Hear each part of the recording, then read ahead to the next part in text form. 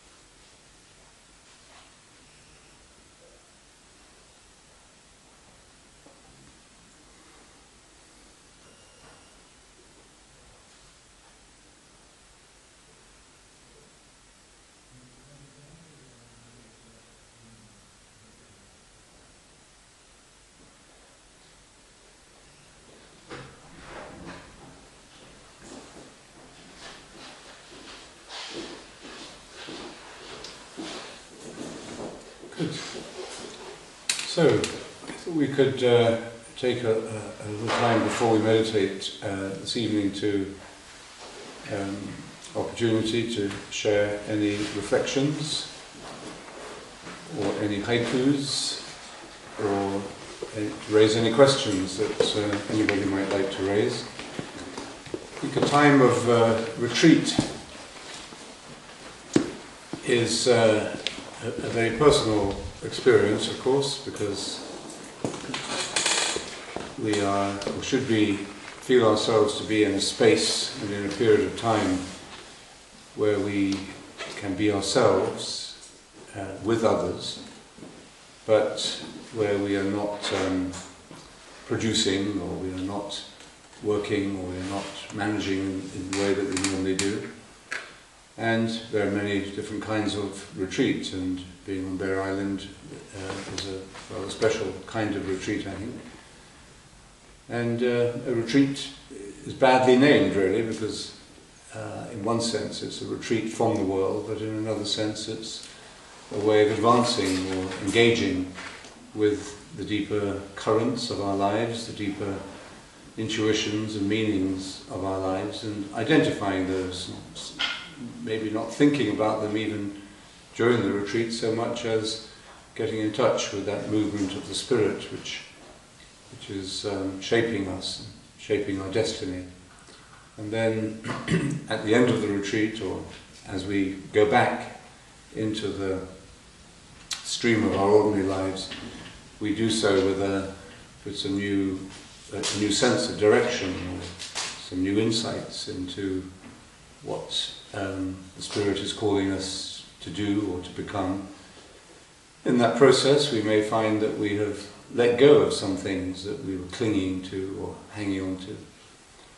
And we may have even made some resolutions, or come to some decisions, some insights that we want to pursue in the future. And all of that may not be clear in the first 5 minutes after the retreat. It may take time to materialize or to become conscious. So if anyone would like to share anything that they've experienced during these days, any insights that you've come to, or if there are any questions that you'd like to raise, you can do so now for a while.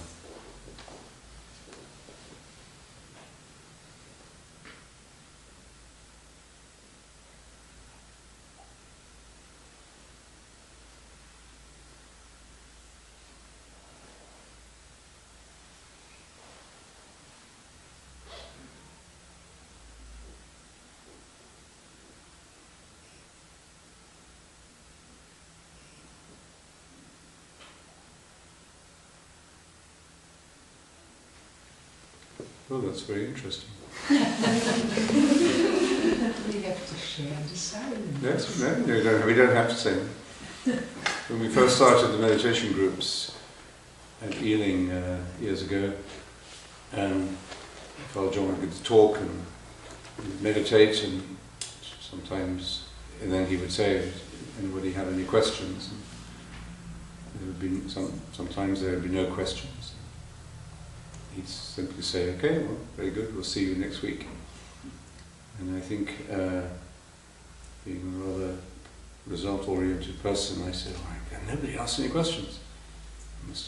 Terrible. Nobody will come back next week." But they usually came back with a friend the next week. So. I'll share something. This is the first Easter that I've celebrated in a Christian way since over 20 years. So it's been really lovely in a really gentle way. Hasn't been this. Last night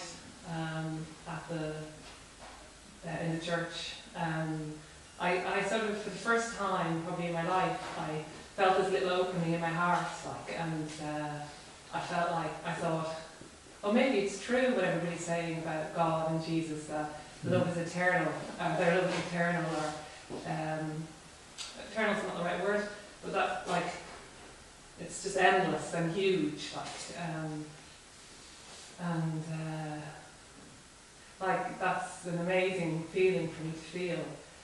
I'm growing up in Ireland, and I really appreciate a lot of what you said. I always appreciate what you say, but I really love how you turn things around all the time, and how you specifically addressed the Irish situation quite a few times. Yeah, it's very good. Thank you.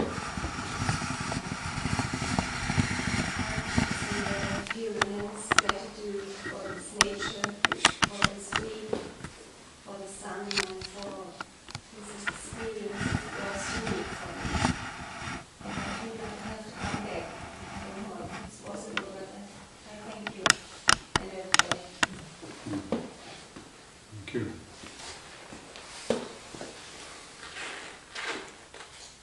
On the other hand, I've celebrated Easter since I have a memory, and not always cheerfully. And I have to say, yesterday, for the first time, I enjoyed Good Friday. I think it was the best Good Friday of my life. And I saw Good Friday for the first time in my life in a hopeful light, in a inspiring and empowering and healing light, as opposed to this dreadful Friday of emptiness. It was unexpected. You know, when I came here, I knew I had to go for Good Friday, but this was, and I think there's something about the island, there's something about the quality of the people that have come from so many places to be here this week. Something about the work of meditation and what it does to liturgy. I think it changes it completely. And I have, thanks to you, Laurence, seen that before, but not on a Good Friday. This was truly a Good Friday for me. Thank you. So the Good Fridays, Better Fridays, and Best Fridays. Thank God it's Friday.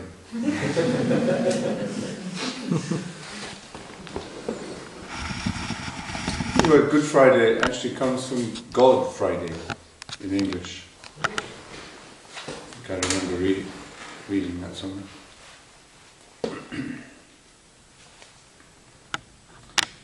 Well, I think my own insight into the cross was shaped very much by a simple statement of John Main. I shared that with you a few times already, that it's not by the suffering of Jesus that we are saved, but by the love. And it's not that the suffering isn't meaningful, but it's it's important not to gloat on it, or not to become too fixated just on the physical aspects of the suffering.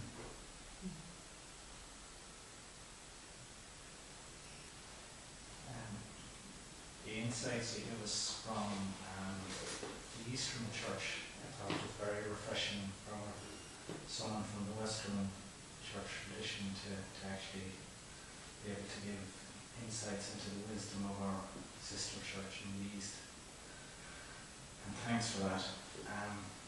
Just in relation to your metaphor you used there with the postman's bike, I was just had a kind of question in my mind in terms of, say, the contemplative practice, say the bike that we're using would be, say, the mantra of Maranatha, whereas in the Eastern Church they focus on the prayer of the heart. I was just wondering, have you any observations on the differences or the similarities, or are they intertwining? Yes, well, we did invite a bishop of the Orthodox Church, Bishop Callistus Ware, who's in Oxford, to give us the John Wayne seminar a few years ago, and he spoke about the title was The Prayer of the Heart, and he spoke about the Eastern tradition, the Hesychast tradition, in comparison with our tradition. And in fact, he said they are the same, they come from the same source, they are essentially the same thing, of course. And the mantra, or the formula, or the prayer, or the word, depending on how you want to call it, is variable, even in the Orthodox tradition. There are several variations on the formula of the Jesus prayer, and in many situations the prayer is reduced or shortened just to the name of Jesus. Usually in consultation with a teacher, the starets, if they do it more intensely and under guidance, they would normally shorten it quite quickly, I think. And they do, of course, put the emphasis upon the holy name. But in the Western tradition, well, if you take John Cassian as a starting point, he's equally Eastern and Western. He's sort of the junction, really, between East and West. He's regarded as a saint in both traditions, but in the West he became embroiled in an argument with St. Augustine, which is not good for your career. And his feast is celebrated in Marseille, where he died on February the 29th. So he didn't exactly get the best place in the shop window in the Western Church. But no, and he was, of course, profound influence upon the whole of Western Church's spirituality through Benedict. And the conferences of Cassian are the real foundation of the Western Church as well. And his recommended formula or mantra is, "O God, come to my assistance," which became the opening verse of the Divine Office in Benedict's rule. So every time we say, "O God, come to my assistance," at the beginning of the office, we are repeating Cassian's mantra. So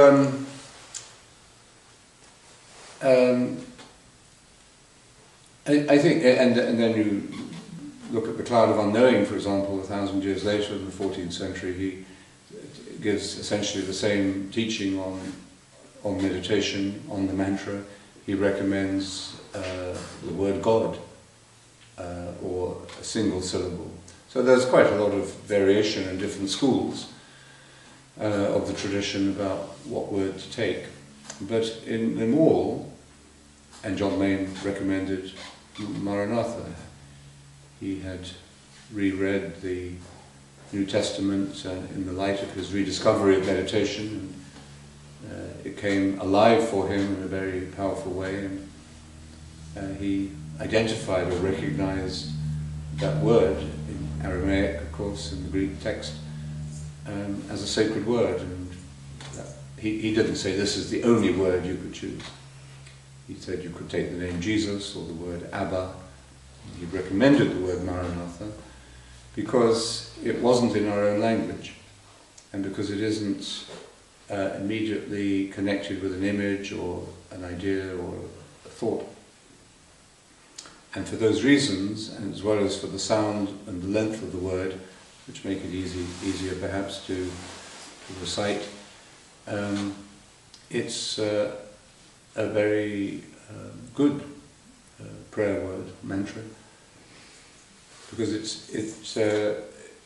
makes it easier for us to take the attention off our thoughts for that reason. So that's why he recommended it. But the important thing, and you find this in all the different phases of the tradition of the prayer of the heart, is that you should stay with the same word. So the advice is not to jump from one to the other, either during the meditation or outside, or from one meditation to the next, but to stay with the same word. And that allows it to take root in you, to really, through practice, put its roots down into your heart. Then you find that you can say it with more attention, less effort and more attention. And then it's really doing its work, because it's setting up this dynamic of pure prayer, taking the attention off ourselves and allowing us therefore to enter into the prayer of the Spirit, the prayer of Christ.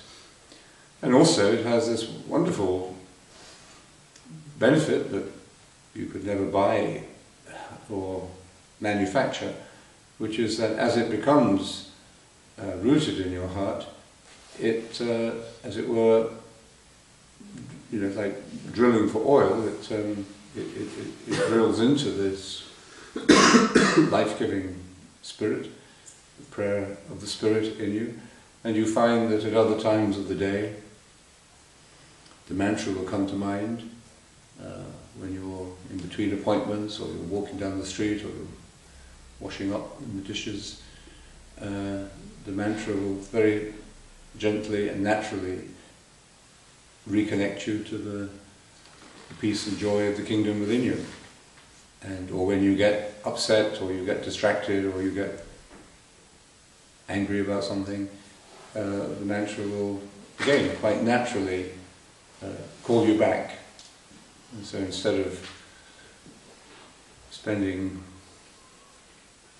a week getting over some bad conversation, you recover, within minutes. So I think it's a wonderful gift. And although there's a very wide universal kind of agreement on the benefits of this and on the simplicity of the teaching, there are variations within it according to different schools and traditions.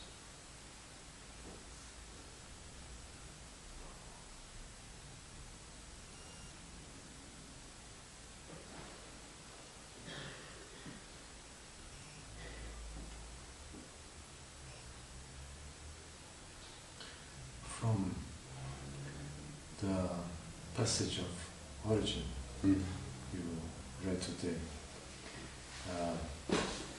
can we understand that his vision was that hell as a eternal condemnation ceased to exist with Jesus Christ? With origin, did hell cease to exist, in his opinion? Well, not that hell ceased to exist, but hell ceased to exist as eternal condemnation. Yes, okay.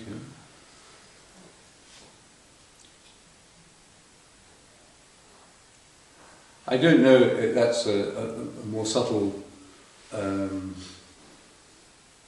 question you'd have to ask him. I don't know what he thought about that. But I would say that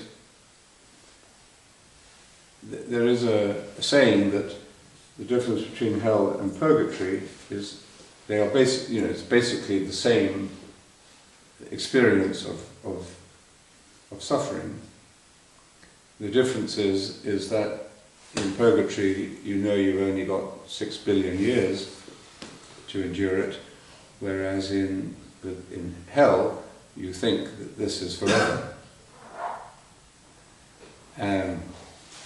And I think that's psychologically quite astute, actually, because we can find ourselves in the same situation with the same pain, and it feels exactly the same, but there's an underlying knowledge or assurance that, on the one hand, that you will come through this eventually. You know you will get through it. You don't know how or when, and you can't imagine coming through it, but something in you says, this too will pass. There's also the same, as it were, level of pain where you despair, where you collapse, and you just cannot take it. So one is, they are different. And I think the difference, and maybe Origen would agree or disagree, I don't know, the difference that Jesus makes to this is to, as it were, publicize the former of those two attitudes, responses to suffering. And by making it clear through his teaching and through the gift of the Spirit that we are being taken through these ordeals, these great losses, or these deep disappointments. We are taken through as he went through and emerged into the resurrection. And I think that's understanding that is what the message is if we do see it like that, and we somehow often don't, and fall into these terrible stupid traps of thinking that Christ came to judge us and to separate sheep from goats in the literal sense and send all the poor goats to hell. That's a terrible misreading. It's a reversion, it's a regression to a pre-Christian state, but worse, actually worse than the pre-Christian state, because it is a corruption of the best. There's a Latin saying, the corruption of the best is the worst. So the corruption of Christ's message, if you like, or the message of the gospel, is really the worst thing you could imagine. But even that is redeemable, fortunately.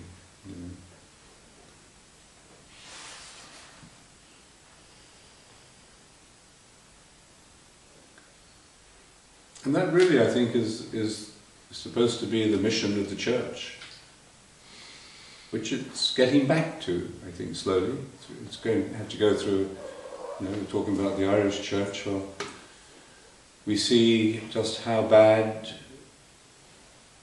and seriously mismanaged this work was for a long time. So it takes time to put that right, and everywhere. But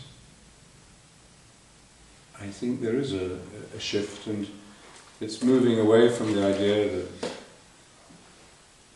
that we are condemned, and that condemnation is for our sins, and we will be punished for it. That appeals to something in our psyche too. That's why it was so popular, because we do beat ourselves up, and we do feel guilty. And it wasn't just the church that makes us feel guilty. You know, it wasn't the Catholic Church that invented guilt. I mean, it made a good product of it, but it didn't invent it. And it's there in the psyche, waiting to be developed. And you know, once it started going, it's like a dysfunctional family. Everybody gets implicated in it, from the top to the bottom. Everybody plays, you know, a role in this codependency. So I think we could say that although we're experiencing a very difficult and painful period in the history of the church, at least, I mean, better to be going through what we're going through now than, you know, than before the crisis. And I think in a way you could almost take a moment like when Pope John the 23rd was inspired to call the council. He just knew things had got so bad that, you know, it's like, not exactly like declaring bankruptcy, but I mean it's a dramatic gesture to call the council and say we've got to look at this whole situation radically. And the Vatican tried to dissuade him. When they couldn't dissuade him, they tried to hijack the agenda, and they wanted to turn the council into a council of condemnation, to condemn modernism and condemn this and condemn that. And he came out with a memorable little phrase that illustrates a major shift in history. He said, "The age of condemnation is over. It's not what we're into anymore." So that was a prophetic statement, you might say, that indicated the movement that's happening. And within that, of course, the whole concept of hell begins to dissolve. And we understand hell in a very different way from before. But at the same time, it's such a big, complex, multi-layered institution and traditions, not just an institution. It's taking time. But I think the more this contemplative consciousness that we are trying to develop, the more that expands, the more it speeds up the process of change.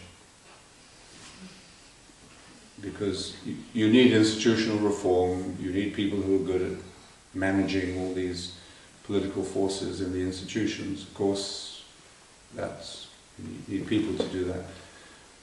But the more radical and, in a way, the more revolutionary process is to change the way people think. And that's what happens. That's one of the effects of meditation, of course. So, for example, our idea of hell changes. And also our idea of God as well.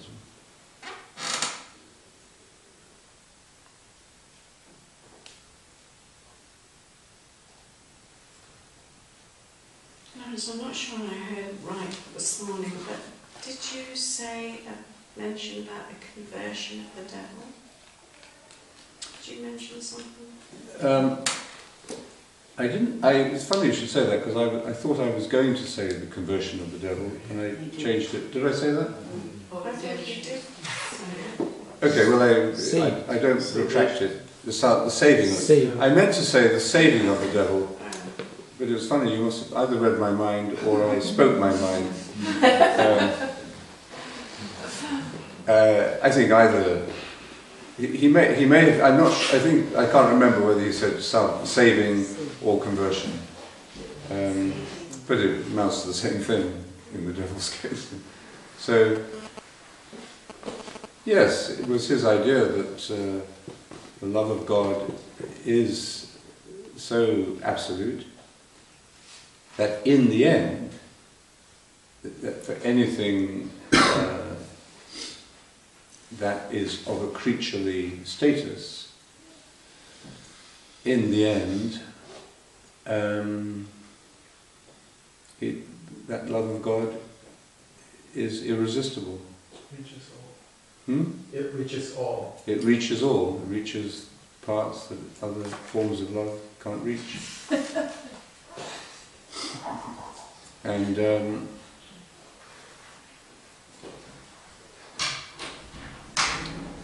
I think the value of that idea, of that statement, is not so much to prove whether or not the devil is saved or whatever that might mean.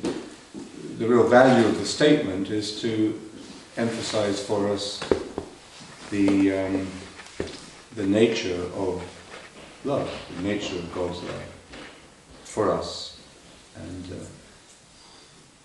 I suppose even when we reflect on that, the meaning of that statement of origin, it should make us feel better. It makes us feel, well, that means even I, will eventually find myself fully open, capable of being totally responsive to God's love. And as Shamke said, if the devil can be saved, there's still a chance of me. Yeah. Yes.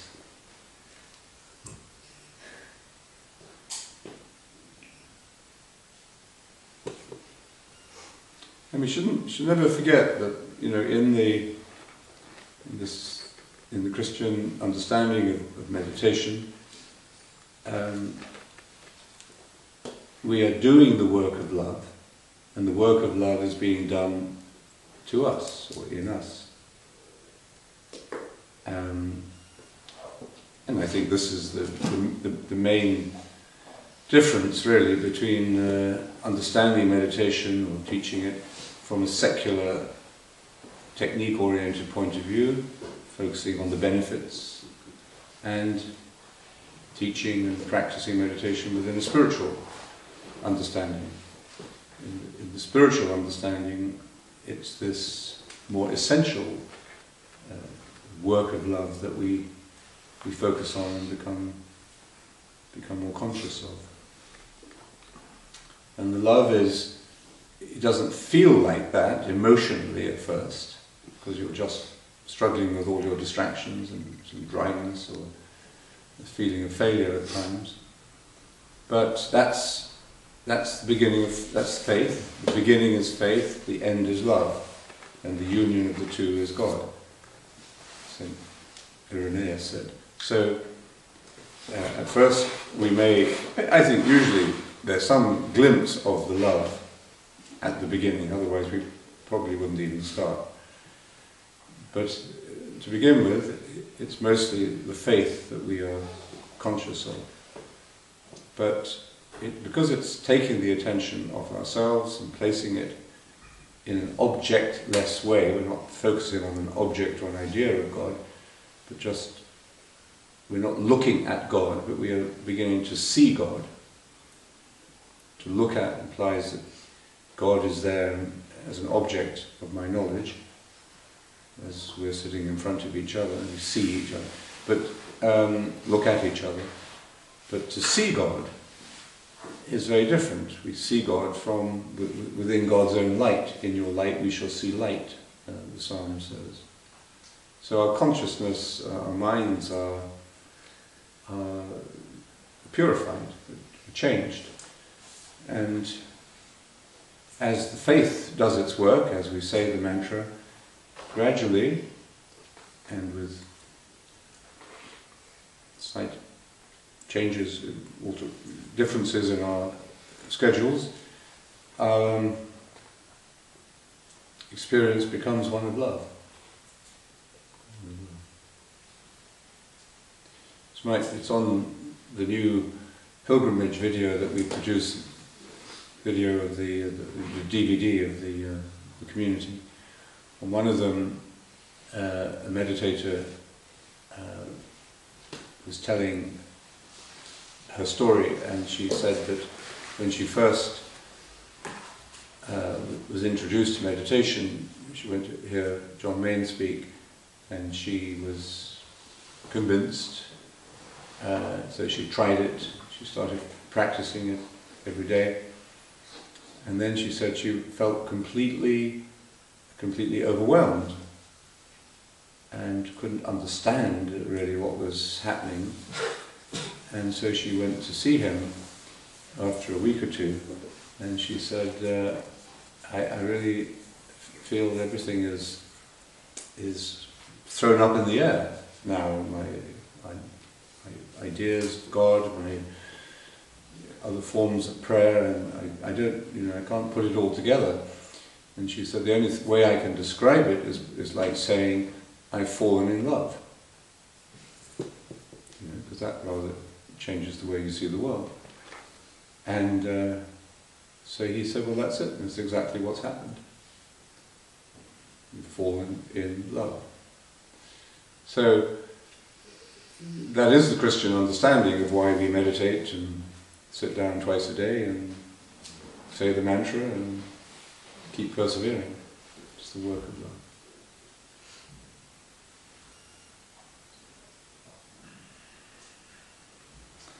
Okay, let's prepare for meditation.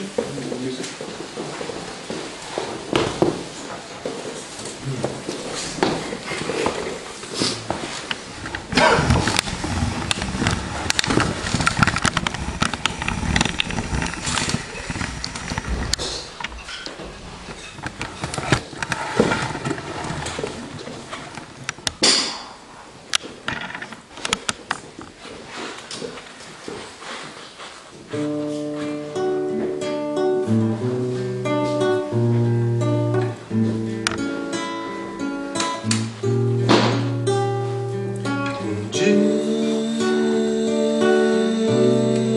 O céu se debruçou sob voz tão doce a murmurar. Sou tua serva, Senhor.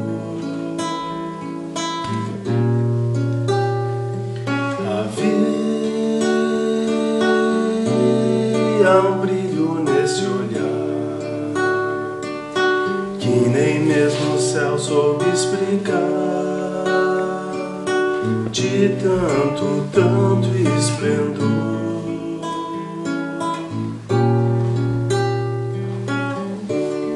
Maria, como podes guardar tudo em teu coração? Este sangue brotando na cruz, essa cruz, espada de dor. Menina, como podes guardar tudo em seu coração?